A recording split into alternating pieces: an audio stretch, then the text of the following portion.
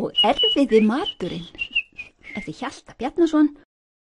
Rauðu sletturnar á tak og geima eru eftir tómatsósu því það slettist svo mikið þegar þau voru að borða spagetti. Og svo fáum við heyra í lokin á sögunni lausn á þessu vandamáli með rauðum regnkápum.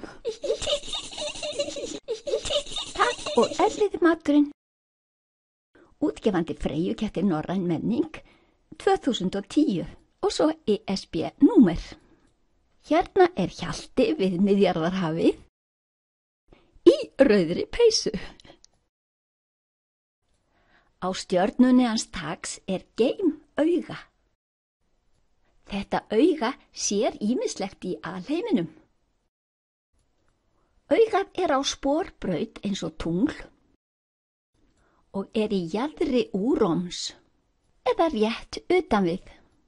Úróm er gufukvolfið á stjörnunni hans Tags.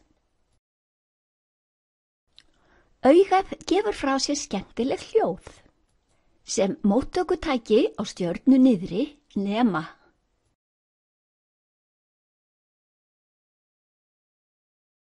Hljóð heyrast þegar geimaugað sér eitthvað skemmtilegt og það er alltaf að sjá eitthvað skemmtilegt. Bæði á daginn og á nóttunni. Einn geimdagur er 8 jarðardagar. Svo er mynd sendir líka í auganu. Það þarf að kveikja sérstaklega á honum í móttökustöðinni. Þetta sem lítur út eins og geimþoka í augum geimverana segir geimauga að sé selir og vegur. Hægt er að varpa myndunum á stóran skjá. Allir geta þá séð allt sem augað sér. Nú hlær geimaugað, sendir mynd frá jörðinni þar sem stígvél er í fótbolta með kantaðan bolta og þegar nærmynd er sýnd eru þar mannakrakkar að borða eitthvað sem lítur út í augum augans eins og ormar eða skóreimar. Geimkokkurinn, sem líka er geimbakarinn, er að blanda jurtir samkvæmt gamalli geimhefð.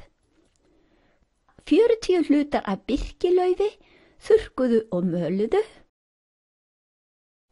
40 af ferskum söltum sölum af sjávarströndu, 20 af salvíu, 50 af blönduðum fjallajurtum, 35 af gresjulaufum, 45 af bláberja, hrútaberja og krækiberja safa, 20 hlutar af vel muldu eikarlaufi og greniköngla-fræi.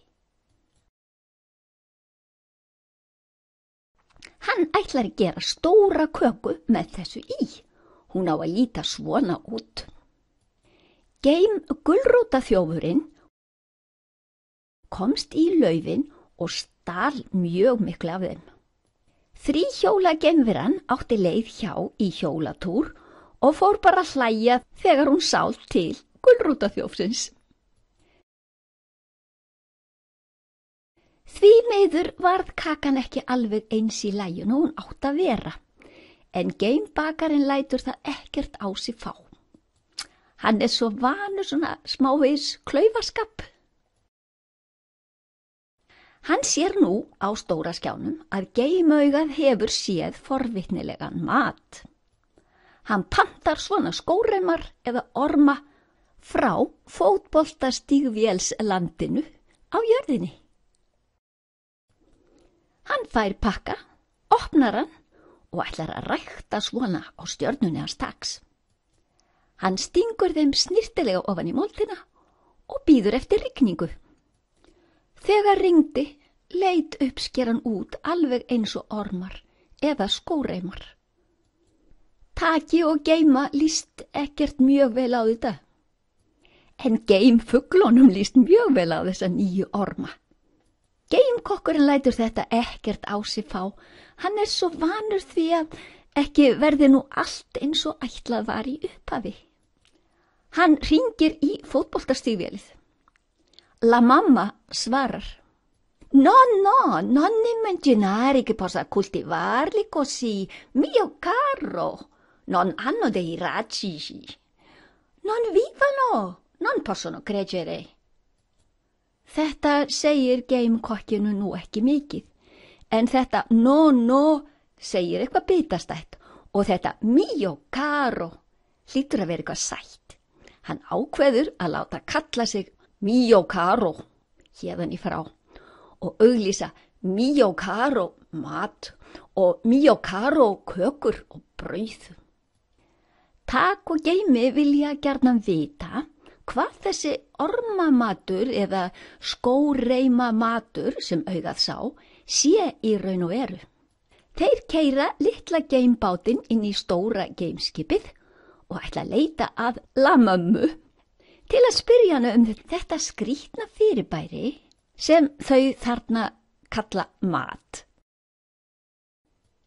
Þeir skreppa svo til jarðar, gott að lenda skipin á góðum stað, taka svo svifbátinn til þess að finna lamömmu.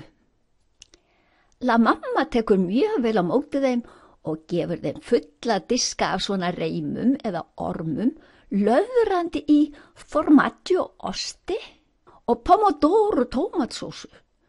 En þetta eru orð sem Tak og geimi hafa ekki heyrt áður en læra. Lamamma talar og talar, en Tak og geimi skilja ekki eitt einasta orð nema þetta með ostinn og rauðu sósuna. Þeim þykir þetta ofsalega gott og taka til við að háma í sig.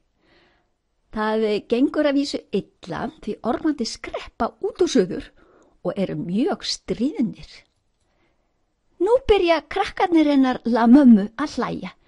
Það vegna þess að ormarnir sletta pomodorosósu út allt. Eða þessi skóreima flækja óviðráðanleg. Geimi í stökustu vandræðum með að reyna að sjúga þetta upp í sig.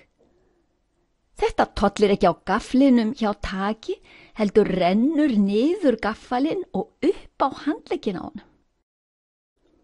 Svo hann komið með armbönd úr svona mat. Geimi og Tak eru orðnir rauð doppóttir og allt í sulli. En nú fær Tak snjalla hugmynd. Honum dettur í hug að búa til pomodoro, tómatsósu rauðar, regnkápur með götum fyrir augun, munnin og hendurnar. Krökkunum hennar lamömmu þykir þetta stór fín hugmynd. Þau og Tak ákveða að framleiða svona regnkápur handa öllum ferðamönnum sem koma og vilja prófa þennan erfiða mat. Lamamma hlær mikið og talar mikið, gefur Taki og geima marga pakka af ormaskóreimum, kennir þeim að sjóða þær og kennir þeim að búa til formaggio og rauða sósu. Þeir fylla bátinn. Lamamma og krakkarnir hlæja mikið og Lamamma talar og talar. Tak og geimi koma sér í skipið.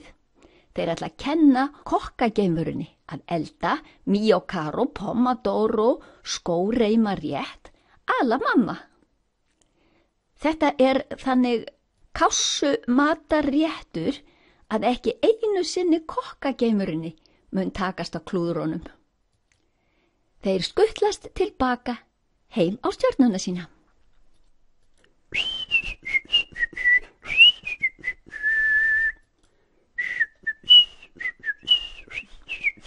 30 taksögur. Barn semur handa börnum.